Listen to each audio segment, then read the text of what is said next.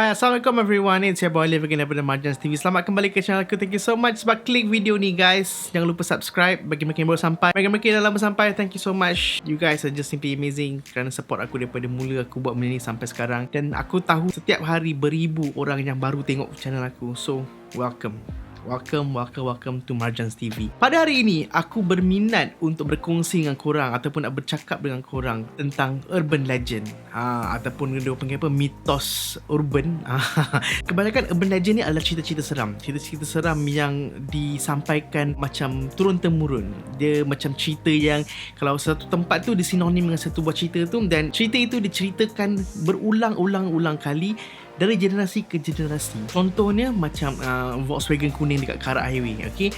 So itu adalah satu urban legend ataupun myth yang sangat-sangat famous dekat negara kita. Persoalannya sekarang, sejauh mana kebenaran itu? Aku dah kumpulkan beberapa urban legend, beberapa cerita seram yang sering diperkatakan, yang sering diceritakan di dalam komuniti kita. Jadi kat sini aku nak berceritakan dengan korang. Mungkin ada yang korang tahu, mungkin ada yang tak tahu. Sama-sama kita tonton video ni, sama-sama kita dengar, dan juga korang bagi pendapat korang kat bawah. Okay, bagi pendapat korang kat bawah. Ceritakan pengalaman korang kat bawah juga, kat komen ni tentang urban legend yang aku ceritakan ini. Sebab video ini aku percaya akan ditonton oleh ribuan orang. Alright, paling sikit aku rasa 10,000, 5,000 dalam tangan. Jadi dalam kalangan 10,000, 15,000 orang tu, kalau korang share lagi bagus, kita dapat tahu mungkin cerita-cerita urban legend ni ada sangkut paut dengan family korang. Jadi tanpa melengahkan masa, jom kita pergi ke urban legend yang pertama. Cerita urban pertama yang aku ingin kongsikan pada hari ini adalah cerita pasal seorang pemandu teksi. Kisah di mana seorang pemandu teksi ni dia mengambil seorang penumpang. Penumpang itu perempuan cantik yang berbaju kurung, rambut panjang di sebuah simpang, dan dibawa perempuan itu dah tengah malam. Ceritanya perempuan yang naik ke dalam teksi ni, dia tak bercakap banyak. Mungkin dia tak cakap langsung. Ini cerita-cerita yang sering diperkatakan. Apa yang dibagi adalah dia bagi sekeping kertas. Di dalam sekeping kertas itu ada nombor dan juga nama jalan. Alright. Jadi pemandu teksi ni pun tanyalah, dia balik dekat penumpang ni, kat perempuan ni, ini alamat dia ke? Perempuan tu tak bercakap. Perempuan tadi tu cuma angguk je. Apabila dia angguk tu, dia faham lah, okey, ini alamat dia lah. So dia pergilah, dia cari. Perjalanan malam tu dia macam jauh. Dia tahu tempat yang nak pergi tu jauh, dan tempat itu adalah sangat-sangat secluded. Dia macam di pinggir bandar lah. Jadi dia terpaksa lalu jalan kecil. Sampai satu tempat tu jalannya tinggal satu lane saja. Dan dia perasan sebelum dia masuk tu dia nampak tu tanah perkuburan. Jadi dia pun layan je lah. Dia malah cakap banyak. Dia dah rasa something. Tengah-tengah bawa, tiba-tiba dia dapat rasa orang ketuk. Penumpang tadi lah, perempuan tu ketuk bahu dia. Dan dia berhentikan teksi, dan penumpang tu bagi duit dan dia turun tanpa berkata apa-apa. Right? Tanpa berkata apa-apa, dia terus turun daripada teksi tu dan dia berlalu pergilah. Dan kepada esokan harinya tu, dia rasa tak sedap hati, dia rasa tak puas hati. Kenapa dia dekat situ? Dia tempat gelap bawah semua tu kan. Jadi dia pergi balik tempat tu. Bila dia pergi balik, dia memang betul-betul perasan di mana tempat tu ada betul kubur. Kawasan itu adalah kawasan perkuburan. Dan dia pergi balik mencari number itu adalah number lot kubur. Kebetulan tempat yang dia pergi tu, kubur yang dia pergi tu, adalah perempuan tu baru sahaja meninggal dunia akibat kemalangan, langgar lari. Dan kat mana dia terbabit kemalangan tu adalah tempat di mana dia ambil penumpang tu masa pada malam itu. Cerita ni sebab dah lama, daripada aku kecil aku dah dengar cerita ini. Pelbagai versi. Ada yang versi di mana yang ada juga yang perempuan tu dia pegang baby, lepas tu dia bagi baby tu dekat driver taksi tu. Driver taksi tunggu lama lah mana sebab dia dah bagi baby kat taksi tu.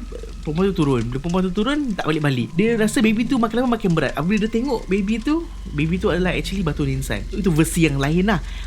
So dia ada banyak version model taksi yang bawa menumpang balik ke kubur ni. So that's one of it. Cerita urban ataupun urban legend seterusnya adalah Volkswagen kuning di Karak Highway. Siapa tak pernah dengar cerita pasal ni? Memang famous gila. Mastika tu dah berapa kali dah keluar pasal Volkswagen kuning ni. Bagi mereka yang tak pernah tahu atau tak pernah dengar Volkswagen kuning ni, aku akan cerita sikit lah dia punya sinopsis cerita dia. Okay? Kat Karak Highway tu, korang bila gerak waktu malam naik dekat highway tu, korang akan berjumpa dengan sebuah Volkswagen colour kuning. Volkswagen colour kuning tu dia dipandu dalam keadaan yang sangat slow. Memang sangat-sangat slow. Apabila korang mendapat sebuah kereta lama yang dah jalan slow tu, korang akan terpaksa untuk potong lah. Korang akan potong, korang akan berlalu pergi. Dan cerita dia tak habis kat situ. Bila dia dah potong, dia jalan depan sikit, dia akan jumpa balik Volkswagen kuning tu. Alright. Jadi apa lagi? Dia akan potong. akan pergi ke depan dan akan jumpa lagi sekali. Alright, benda itu takkan habis. Orang kata caranya untuk putus kerangkaian ni adalah dengan kita tidak memotongnya. Kita hanya follow je kat belakang-belakang dan bacalah apa-apa yang patut. Dan kereta tu akan berlalu pergi begitu saja. Jika kita cuba potong kat sukan kuning tu, kita akan bertemu balik ke depan balik. Dan version cerita ni pula macam-macam lah. Ada sampai dikatakan bila kita dah potong tu, bila kita nampak pemandunya memang tak ada. Memang tak ada pemandu lah. Ada yang juga dikatakan bila kita nampak, bila kita potong tu nampak pemandu tak ada kepala dah. Macam-macam cerita dia. Kesahihan cerita ini masih lagi kita tak tahu dari mana asal cerita dan sebagainya. Tetapi urban legend ni memang dah famous. Memang diceritakan turun-temurun daripada aku kecil juga. Memang semua orang tahu pasal cerita ni. Soalannya sekarang, siapa yang betul-betul pernah lalui benda ini? Okay, setakat yang aku jumpa ni, selama panjang aku hidup selama 30 tahun lebih ni, aku tak pernah jumpa lagi orang yang betul-betul menghadapi situasi itu. Jadi kesahihan cerita ini masih lagi sama-sama. Di sinilah gunanya social media macam YouTube sekarang kau tengok ni. Kalau korang kenal sesiapa yang ada pengalaman itu, kalau korang sendiri yang ada pengalaman macam tu, kongsikan kat bawah. Kita semua nak tahu cerita sebenarnya. Cerita mitos urban yang legend ni seterusnya adalah berkaitan dengan seorang DJ radio. DJ radio yang menerima panggilan. Cerita urban legend DJ radio ni yang menerima panggilan daripada hantu ni memang famous juga. Tetapi sampai sekarang aku tak dapat tahu siapa DJ ni. Dia kerja dekat stesen radio mana. Aku tak tahu. Aku sih tak tahu. Sebab aku dengar cerita ni macam cerita atas cerita. At the end of the day, aku tak tahu pun siapakah DJ ni dan dia kerja kat radio mana. Basically cerita ni pun sama. Dia menerima panggilan. Seorang DJ, dia ada segmen tengah malam, ada show dia menceritakan atau berceritakan tentang kisah-kisah seram. Okay, jadi dia menerima panggilan daripada pendengar dia untuk berkongsi cerita-cerita seram ini. Dia dapat satu panggilan. Apabila pemuda ni call DJ radio tu, dia berceritakan bahawa pengalaman dia tengah drive tu. Dia cerita yang di mana dia sedang drive dan anak isteri dia tengah tidur. Tengah-tengah drive tu, dia nampak ada kereta depan dia. Dia pun mengelak. Bila dapat elak tu, dia selamat, dia jalan depan lagi. Benda yang sama berlaku. Dia nampak lagi kereta depan dia. Dia pun mengelak, dia lepas. Kali ketiga dia bercakap dengan DJ tu, dia kata kali tiga ni dia nampak, dia cuba elak tapi tak sempat. Dia terbabas, dia terlanggar, dia terjatuh. Dia bercakap, dia telefon tu, dia cakap anak dan isteri dia mati. Jadi DJ radio tu pun bersedih lah. DJ radio tu macam bersimpati dengan dia. Tapi dia sambung lagi cerita. Dan sebenarnya saya pun actually dah mati. Jadi DJ radio tu dia tersentak lah. Tapi dia tak terfikir yang bahawa macam tu hantu apa semua. Dia anggap orang tu macam prank dia lah, macam buat cerita lawak dan sebagainya. Dia pun ambil endah tak endah. Dan pada keesokan harinya, dia baca berita ataupun dia tengok surat khabar lah macam tu. Kisah satu keluarga kemalangan maut dalam keadaan ngeri dan sebagainya. Sama cerita dengan lokasi apa yang seperti yang diceritakan oleh pemuda tadi kat telefon. Jadi dia ni pergi balik ke konti radio, pergi balik ke stesen radio dia. Dia nak cari baliklah perbualan telefon tu. Kalau korang nak tahu, kat radio punya sistem tu memang ada lock. Setiap call set apa benda tu memang ada yang dirakamkan. Sebab aku dulu kerja radio, aku tahu benda ni. Bila dia check talk set yang ada perbualan telefon tu, tak ada apa-apa, hanya blank, kosong saja. Dekat situlah dia betul-betul terkejut, tersentak. Memang betul-betul dia menyeramkan dia, bulu roma dia ternaik. Apa yang diceritakan oleh pemuda pada malam semalam itu sama apa yang dibaca kat surat khabar tentang kemalangan ngeri itu. Jadi kat sini aku nak tanya korang, kalau korang tahu siapakah DJ radionya, korang tahu stesen radio apa dan rancangan apa pun semua, korang boleh komen kat bawah. Sama-sama kita mencari kesahihan cerita urban ini. Cerita mitos urban seterusnya adalah berkaitan dengan hotel, bilik hotel. Cerita pasal hotel ni aku tak pernah dengar sebelum ni daripada orang-orang lain. Tetapi daripada sumber yang aku dapat ni, first time aku dapat dengar cerita ini di mana mereka ni pelajar, student yang setengah sem break, dan mereka decide untuk pergi bercuti. Mereka tidur bilik hotel. Bilik hotel tu ada 2 queen size punya bed lah. Apabila mereka sampai saja, mereka pun letak barang dan sebagainya. Dan kita macam biasalah, kita bersiap apa semua sebab mereka nak keluar malam, nak makan dinner masa tu. Jadi sementara menunggu ada kawan yang mandi dan sebagainya, adalah mamat ni duduk kat atas katil tu, baring kat katil tu. Tapi dia rasa pelik. Katil tu rasa macam lampi tau. Dia macam ada benda kat bawah. Ada benda kat bawah katil tu. Dia tak selesa. Dia macam aku tak tahu cakap macam mana, lampi lah perkataan English dia. It's very lumpy. Ada benda-benda yang berbonggol.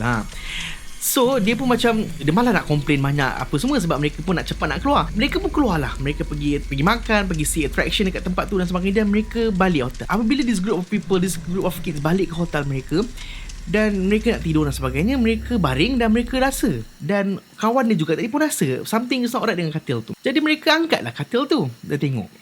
Rupa-rupanya guys, kat bawah katil tu ada mayat. Ada mayat dan mereka lintang pukang lari. Dan management hotel itu actually tahu bahawa bilik itu macam berhantu dan sebagainya lah. Dan mereka ni dibayar dengan sejumlah wang yang banyak untuk menutup cerita lah. Okay, dan akhirnya cerita itu macam keluar sebab benda tu famous sangat dan jadi urban legend lah. Cerita seterusnya berasal daripada Kuching, Sarawak. Cerita ini dikaitkan dengan seorang perempuan yang bernama Janet. Dia di sekitar tahun 1960-an macam tu lah. Dan Janet ni adalah seorang nurse di sebuah hospital dekat Kuching. Dan pada tahun era 1960-an, masa kehilangan Janet itu, kawasan itu memang hot pasal kes penculikan yang banyak. Yang hilang itu adalah perempuan, anak dara. Memang yang kes yang hilang dilaporkan polis memang itulah dia punya kriteria, perempuan, anak dara, yang muda. Apabila kehilangan Janet dan perempuan-perempuan ni disiasat, polis mendapati bahawa ianya adalah berkait dengan sebuah construction, sebuah tempat pembinaan. Okey, di mana mereka ingin buat jambatan. Tak silap aku nama jambatan tu adalah jambatan Sintok ke apa, aku tak ingat. Jadi mereka berkatakan bahawa masa mereka nak buat jambatan tu, mereka ada menghadapi kesulitan. Jadi mereka menggunakan perkhidmat pawang, bomo dan sebagainya. Mereka katakan bahawa tempat tu keras dan mereka perlu sacrifice, mereka perlu korban. Jadi apa yang mereka perlukan adalah kepala anak dara. So what they did was to actually kidnap these people, okay, dan mereka letak kepala ni di dalam construction jambatan tu lah. Itu ceritanya. Tetapi hantu Janet ini pula muncul apabila keluarga Janet ni mulakan apa dia panggil tu, upacara pengemubian. Bangsa dorang adat budaya Cina kat sana, jika kau menanam ataupun membakar mayat menggunakan, ketika mayat itu pakai baju merah dan sebagainya, mayat itu tidak akan aman. Jadi bila dia tak aman, dia akan bangun, dia akan cari, dia akan tidak aman lah, dia akan jadi hantu lah. So the reason is being, parents dia, mak bapak dia sengaja memakaikan Janet ini ataupun memakaikan mayat Janet ini dengan pakaian merah dan sebagainya, kerana mak bapak dia mahukan Janet itu bangun dan membalas dendam. Benda itu berlaku. Hantu Janet mula merayau dan mencari orang-orang yang bertanggungjawab ke atas kematian dia. Dan ya, betul, orang-orang yang mati selepas itu mengejut orang-orang yang terlibat di dalam construction jambatan itu. Sejauh mana kebenaran cerita ini, aku tidak tahu guys. Aku pun tak pernah dengar cerita hantu Janet ni sehingga hari ini ketika aku mendapat sumber ini. Urban legend terakhir yang aku dah ada dalam list aku ni adalah cerita pasal highway juga, cerita pasal dekat Lebuh Raya juga. Cerita ini adalah antara cerita yang pertama aku dengar daripada bapa aku, sebab family aku melalui benda yang sama apa yang mereka lalui. Cerita dia di mana ada satu keluarga balik kampung, ada orang kahwin tak silap aku dan sebagainya. Dan ketika dalam perjalanan nak balik kampung tu, kereta mereka rosak. Yang hairannya, husband dia ataupun bapak dia ni dah servis kereta tu pada hari sebelumnya. Tak jadikan cerita, kereta tu rosak. Dekat tengah-tengah gelap, memang tak nampak apa-apa. So bapak dia ni macam nak cari ikhtiar lah mereka. Jadi bapak dia keluar pada kereta tu, kononnya nak cari telefon yang kecemasan kat tepi highway tu. Dia pun pergi. Yang wife dia cakap dah macam tak ngalah, tak payahlah sebab dah gelap sangat apa benda semua. So bapak dia macam, habis tu nak buat apa? Zaman tu mana ada handphone apa semua kan. Jadi dia cubalah, dia pergi dan tak ada apa-apa. Lama. Mak dengan anak dia ni tunggu dalam kereta ni, tunggu sangat lama. Sangat lama sehingga kan ada kereta lain yang lalu. The best part is, apabila kereta lain lalu, dia dah slow down. Apabila dia slow down je kat tepi kereta tu, nak berhenti, dia speed up balik, laju balik. Jadi mak isteri dia ni macam, kenapa ni? Apa masalah korang? Nak tolong buat je nak tolong. Ini dah sampai kau laju. Bukan satu kereta, ada 2-3 biji kereta melakukan benda yang sama. Sehinggalah ada satu kereta polis Petrocar sampai daripada jauh. Dia parking, turun, dia pakai hailer tu, pembesar suara tu. Dia cakap, "Puan, sila keluar daripada kenderaan perlahan-lahan, jangan tengok belakang," dan sebagainya lah. Mereka dah panik, dah takut. So perempuan ni keluar, mak dia keluar, bawa anak keluar. Dan apabila dia keluar je, dia pusing kat belakang, dia nampak kereta. Dia nampak kat atas kereta tu ada mayat husband dia. Dan satu benda yang demonic, yang sangat-sangat macam menakutkan, sedang meratah isi perut husband dia. Wow. Kenapa? Macam mana aku cakap cerita ni ada kaitan dengan family aku masa dulu adalah pada ketika dulu aku punya family ada satu kereta Volkswagen kuning lah tu. Volkswagen sumpah, Volkswagen kuning, Volkswagen lama lah. Balik kampung, balik Ipoh dan balik KL dan sebagainya, cuma naik kereta tu. Dan pernah rosak juga macam tu. Dan cerita dia terbalik sikit. Instead of bapak aku yang keluar, tapi tak, ada kereta berhenti tepi dan sebagainya. Mak aku dan adik aku naik kereta tu pergi ke R&R, tunggu di R&R. Bapak aku tunggu sorang-sorang dekat kereta tu. Jadi bapak aku cerita lah, dia memang teringat benda tu, cerita tu. Dan dia cerita kat aku pasal cerita yang mitos urban legend tu. Jadi kesahihan cerita itu juga tidak ada siapa yang dapat merungkaikannya. Tidak ada seorang yang dapat mengiyakan ataupun menafikannya.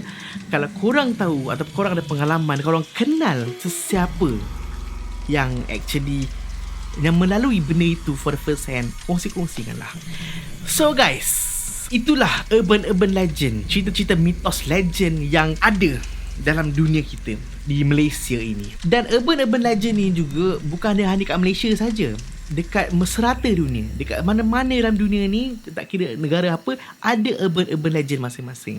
Dan ini cerita yang aku ceritakan ini adalah urban legend yang famous dekat sini.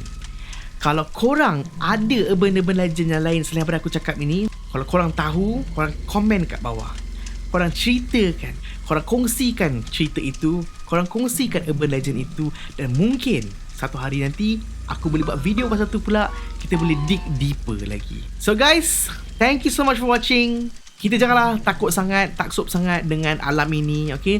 Jangan kita merasakan dianya boleh mendatangkan bahana kepada kita dan sebagainya. Kerana apa?